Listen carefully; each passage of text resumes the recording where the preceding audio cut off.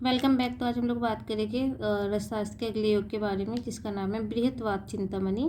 तो वात इसके नाम में आ गया तो इसका मतलब है कि वातज रोग में तो यूज़ होगा ही होगा, साथ में पित्तज रोग में भी यूज़ होगा। पित्तज हम याद रख लेंगे कि मनी मनी कैसी होती है, ठंडी जैसे मुक्ता परवाल। तो वात पित्तज रोग ऐसे याद कर लेंगे। इसकी एक्चुअली क्या इंग्रेडिएंट्स याद करने की, सल्लापरम, सैसे स्वर्ण, रैसे रजत, लैसे लोह। इसके जो यहाँ पे मतलब आ है, इसके हमारा होगा अभ्रक, पैसे परवाल, रैसे रस सिंदूर, मैसे मुक्ता। रस सिंदूर में जो होता है हमारा वो गंधक और पारद होता है। अब इसका हम देखते हैं स्वर्ण और जो हमारा परवाल मुक्त है 3-3 भाग है, रजत और अभ्रक 2 भाग है। सबसे ज़्यादा इसमें रस सिंदूर है क्योंकि गंधक और पारद दोनों का मिक्सचर है, तो 7 भाग है। और जो हमारा लोह है वो 5 भाग है। नेक्स्ट हम इसमें भावना देते हैं घृत कुमारी सोरस की। मात्रा की बात करते हैं तो मात्रा इसकी 1 से 3 रत्ती होती है। अगर हमने इसकी निर्माण विधि लिखनी हो तो इसमें ये होगा कि सबका चूर्ण बना के उसके घृत कुमारी सोरस की भावना देके एक रत्ती गोली बना लेंगे। और मात्रा कितनी 1 से 3 रत्ती है। एक रत्ती में कितनी वो होते हैं हमारे मिलीग्राम, 125 मिलीग्राम।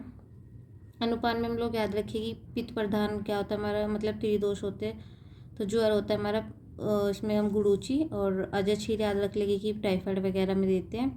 तो दोनों फीवर के उससे याद हो गए। मधु नॉर्मल सभी में होता है।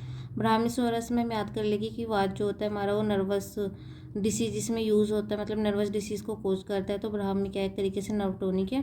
ब्रह्म और प्रलाप भी क्या है हमारे वात की वजह से, मतलब कि जितने भी न्यूरोलॉजिकल डिसऑर्डर्स होते हैं वो होते हैं, एनजाइटी, कन्वल्जन्स वगैरह। इसमें हम अगर थेराप्यूटिक इंडिकेशन लिखना हो ऐसे लिखते हैं मुख्य उपयोग, और उसमें हम लिख सकते हैं कि एनजाइटी और अपना कन्वल्जन्स वगैरह।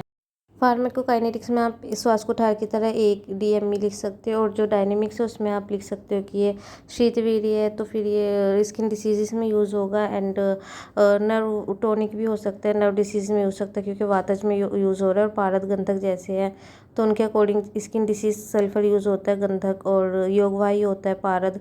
ये सब कुछ आप लिख सकते हो। से फार्माकोलॉजिकली फार्माकोडायनेमिक्स में आप मेंशन कर सकते हो। Thank you and follow for next.